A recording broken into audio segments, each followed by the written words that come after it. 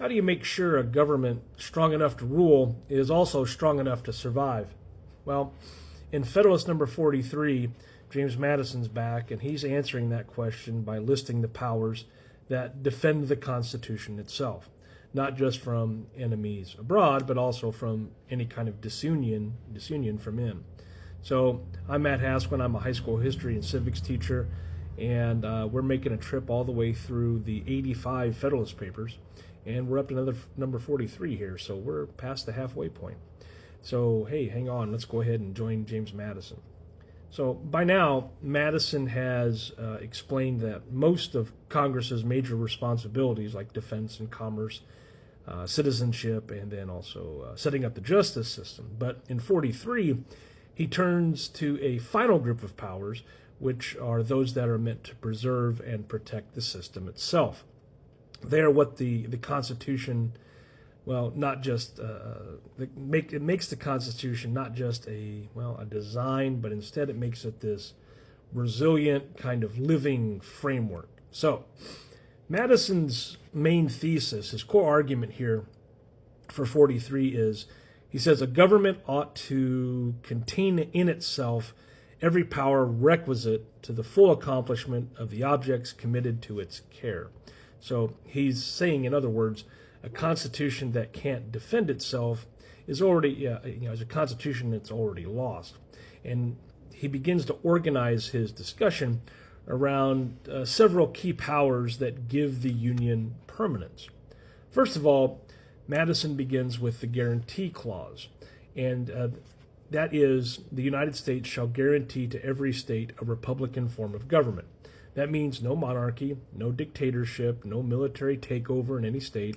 And he writes, should a state be invaded, the Union must protect it. Should a state be torn by faction, the Union must restore order.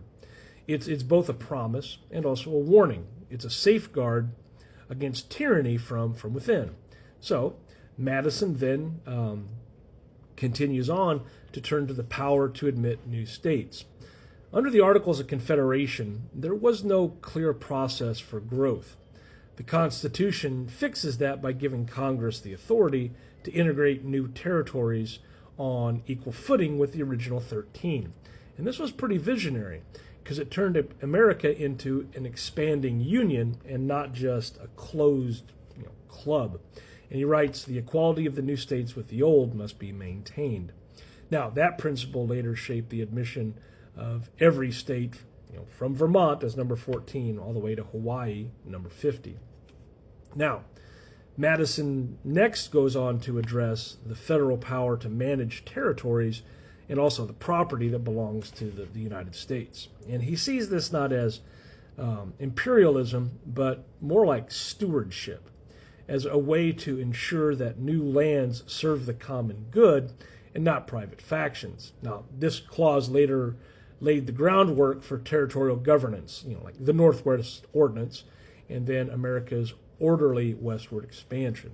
Now, from there, Madison then discusses the creation of a seat of government, a federal district that's independent of any state's control. We're thinking Washington City in the District of Columbia. So, and he explains why this is important, why it's vital. So if Congress met inside a state, then Congress could be manipulated by local politics or, mobs. But as he writes, the public authority might be insulted and its proceedings interrupted with impunity. The federal capital must be neutral ground, is what he says. That means it belongs to all states and dominated by none. And that's our origin of the District of Columbia, with the city of Washington being put inside of it. Now, Madison also praises the clause that empowers Congress to promote the progress of science and the useful arts by securing copyrights and patents. So this is all about intellectual property. It's one of the Constitution's most forward-looking ideas, that innovation should be rewarded, not exploited. So he writes, the public good fully coincides with, in both cases, with the claims of individuals. That single sentence anticipates the entire American system of invention and creativity. So Madison then turns to the definition of treason, a crime so dangerous that it must be clearly and narrowly defined. And he praises the Constitution for limiting it to acts of war against the United States or giving aid to enemies of the United States, not just criticism or dissent. He writes here that the security of liberty demands that it be confined to cases where there can be no doubt of guilt. This distinction separates republics from tyrannies. So, finally, Madison moves on to address the clauses that allow for the Constitution to be ratified and also amended. He celebrates the fact that ratification comes from the people, not necessarily from state legislatures, which make the Constitution an act of popular sovereignty. And he calls the power of amendment a mark of wisdom, not weakness, which is a recognition that human institutions must evolve. He writes, useful alterations will be suggested by experience. In other words, flexibility is a sign of strength, not decay.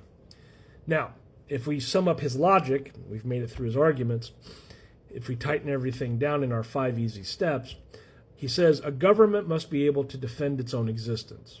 And the guarantee clause protects every state from tyranny or invasion. And then the power to admit new states ensures orderly growth. The capital's independence safeguards national neutrality, and then also copyright, treason laws, and amendment procedures protect liberty, stability, and progress.